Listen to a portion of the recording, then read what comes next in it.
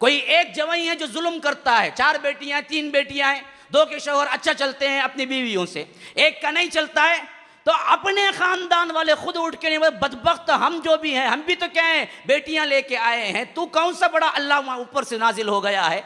नहीं मैं दामाद हूँ, घर का दामाद का तो अलग ही कहते, उसे पेंट मारना कहते, चुन्ना मारना कहते, उन्हें आने के टाइम को सास पल्लों में डाल ले को ऊपर सर, आओ बेटा बैठो बेटा, जर्रा कहते भी ऊपर नीचे हुआ देगा जी, घर के दामाद को क्या इज्जत है, क्या रे पर लग कोई सुरखाब के तुझे, क्या की इज्जत तुझे देना है, तू भी इंसान ही है। अभी उल्टा बच्ची को पाला, परवरिश किया, तरबियत किया, जो हो सकता है माल डाला और सब कुछ खिलाया पिलाया, लाके घर पे छोड़ के गए। किसी काम वाली को भी बदबख्त रखता तो कम से कम उसको भी तुम्हें क्या है, माहाना तनख्वाह देना पड़ता। उससे बदतर सुलूक काम वालों से बदतर, काम वालियों से बदतर, जेठ के कपड़े धो, ननन के कपड़े धो, उसे पका को खिलाओ, उसे जाको पूछ को आओ, उन्हें खाया क्या पूछो, पूरा कर को भी इल्जाम क्या है, ये मेरे साथ बराबर नहीं होते, जा तलाक तुझे। ऐसे को छोड़ना है, ऐसे को चुन चुन के मारना है, और मारना भी डंडे से है, खाली हाथ नहीं मारना है, हाँ डंडे से मारना है बदबख्तों को। और इसको इन्होंने शरीयत के लिए इस्तेमाल करना शुरू किया, हो जी तलाक हमारा हक जी, हमें जब चाहे 3 बोल बोल को भेज डालेंगे कहते हैं। आमतौर पर लोग क्या बोलते हैं, क्या तभी करी 3 बोल बोल को भेज डालूंगा, कि तेरे बाप की जागीर 3 बोल, वो है भाई शरीयत है भाई, मजाक नहीं, वो 3 बोल ही सही, लेकिन है क्या, वो 3 बोल शरीयत है, तेरी बाप की जागीर नहीं कि तू जब चाहे 3 बोल बोल के भेज दे। इसको अल्लाह और इसके रसूल ने बाकायदा हदबंदियां लगाई हैं, फिर इसके बाद आखिरी कंडीशन तक पहुंचा है, तब कहीं जाके वो 3 बोल तुम बोल सकते हो, वरना ऐसों के खिलाफ अल्लाह तबारक व तआला खुद गवाह होगा। मामूली नहीं है जुल्म। अल्लाह के रसूल सल्लल्लाहु अलैहि वसल्लम ने मुआज़ इब्न जबल को आखिरी जमाने में शाम का गवर्नर बना के भेजा। शाम का गवर्नर, आखिरी जमाना था 9 हिजरी के बाद का।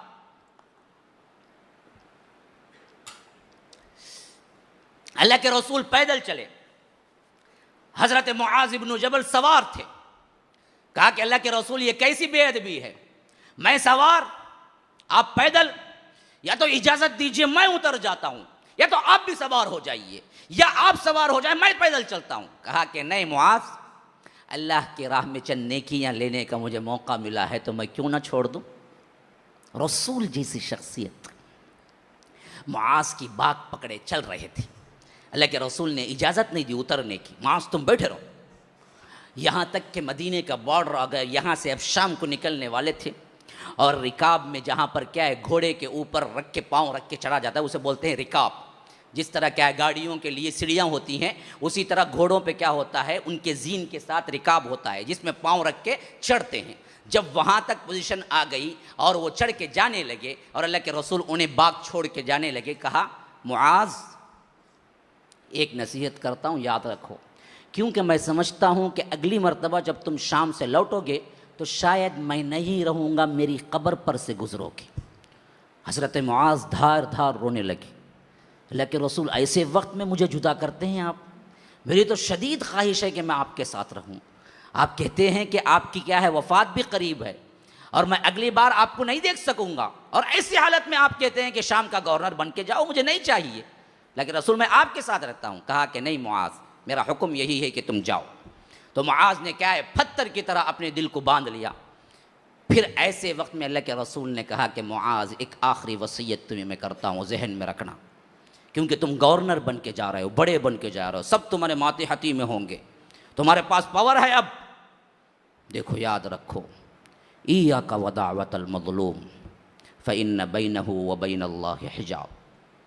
देखो मज़लूम की बद्दुआ से बचो, मज़लूम की बद्दुआ से बचो। खा काफिर हो, खा मुशरिक हो, खा मुल्हिद हो, खा कोई भी मज़हब का मानने वाला हो, खा मुसलमान हो या नहीं हो, अल्लाह और उसके दुआ के दरमियान कोई हिजाब नहीं होता। अल्लाह फ़ौरन कबूल करता है, अल्लाह फ़ौरन कबूल करता है मजलूम की बद्दुआ। ये नहीं देखता कि उन्हें काफिर है। जिन बीवियों को पीसते हैं शौहर, जिन ससुराली घरानों के अंदर बहुओं को तजलील किया जाता है, याद रखो वो मजलूम है। अगर उनकी निकली हुई अगर तुम्हें दुनिया में नहीं मिली तो वो आए सब मिलके अजाब की शक्ल में तुम्हें आखिरत में मिलेंगी। अल्लाह के पास देर है, अंधेर नहीं है। देर हो सकता है। जिन जिन घरों में बहुओं को लाकर जेठ और ननन के कपड़े धुलाए जाते हैं, जिन जिन घरों में क्या है काम वाली से बदतर सलूक करके भी क्या है उन्हें खाना तक बराबर नहीं दिया जाता है, जिन जिन घरों के अंदर आपको तमाम काम तकसीम होते हैं सिर्फ बहू के लिए, खुद अपनी बेटी ननन के लिए नहीं होता है, अल्लाह की कसम याद रखो उनके जुबान से नहीं उनके दिल से निकलने वाली आह को भी अल्लाह बगैर किसी रद्दो के कद के कबूल करेगा। और वो आहें या तो तुम्हें दुनिया में बर्बाद करेंगी या आखिरत में। अच्छी तरह याद रख लो, जितने सासें जालिम है ना वो गुर्दे फेलियर होके मरती हैं, डायलिसिस खाओ भुगतो। हाँ क्यों नहीं करेगा अल्लाह? बेड में ऐसे पड़ाता है मरते वक्त 3-3 4-4 साल कोमा में पड़ी रहती हैं। हाँ गलाजत का भी होश नहीं होता है, ऐसे फिर आता है अल्लाह, फिर उसके बाद बुलाता है। अच्छी मौत नहीं देख सकते सासों की अमूमन जो जालिम है, अच्छी मौत नहीं देख सकते, खातिमा बिल खैर नहीं देख सकते। याद रखो, जाओ अगर नहीं है तो नोट करो अपने अपने खानदानों में। मैं कह रहा हूं अगर सही नहीं है तो फिर पूछो कितनों की हैं जो जालिमाना तौर पर अपनी जिंदगी में जुल्म करते करते उन्होंने क्या है अपनी जिंदगी बिता दी शौहरों की खातिर। आखिरी में वही सास कैंसर, वही सास गुर्दे फेलियर, वही सास बीमारों का मजमुआ, रगड़ रगड़ के मरती है, रगड़ रगड़ के कुत्ते की जो मौत होती है। वैसे अल्लाह यही दिखाता है, जुल्म करते हो ना भुगत के जाओ, यहीं भुगत के जाओ। सिर्फ यहां से खत्म नहीं, वहां भी लूंगा पूरा पूरा बदला फिर बाद में भी। हाँ हमने मामूली समझ रखा है मुआशरे को, अल्लाह देखने वाला नहीं है। अल्लाह तबारक व तआला जुल्म पे कैसे राजी हो सकता है? हमने खानदानों की बागदौड़ ही जुल्म पे रखी हुई है। खुद की बेटी होती उसको एक काम नहीं, घर में नई नवेली दुल्हन आती उसका पूरा किचन संभालना, ये कौन सा इंसाफ है? वो आई बीवी, तुम्हारे बेटे की बीवी बन के आई, तुम्हारे खानदान की नौकरानी बन के आई। किस शरीयत ने उन पर पूरे खानदान की जिम्मेदारी डाली? कौन है? लाओ एक हदीस पेश करो। खानदान की जिम्मेदारी किसने डाली? शौहर की इताअत की जिम्मेदारी डाली। हाँ अखलाकी तौर पर सास ससुरे का कुछ ख्याल रख लेती है तो अच्छा है, अखलाकी तौर पर वो भी, कानूनी जिम्मेदारी नहीं, कानूनी जिम्मेदारी शौहर की है बस। लेकिन ये बदबख्त इस पर अंधी पट्टी ऐसी बनती है कि जो माँ बोले करो जी वो, जो तुम्हारी बहन बोले करो जी वो, नहीं तो नाराज हो जाएंगे। तो याद रखो तुझे माँ के नाराज होने का डर है, अल्लाह के नाराज होने का डर नहीं। अल्लाह तबारक व तआला छोड़ दे, अल्लाह तबारक व तआला इसको माफ कर देगा, अल्लाह तबारक व तआला इस जिंदगी से रफ़ो दरगुजर कर देगा?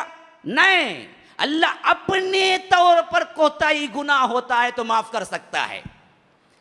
तुम्हारा इनफरादी गुनाह था, अल्लाह कहता है कि मैं चाहूं तो माफ कर दूं, लेकिन बंदों का जुल्म था, गुनाह था, बंदे जब तक नहीं माफ करेंगे अल्लाह भी माफ नहीं करता।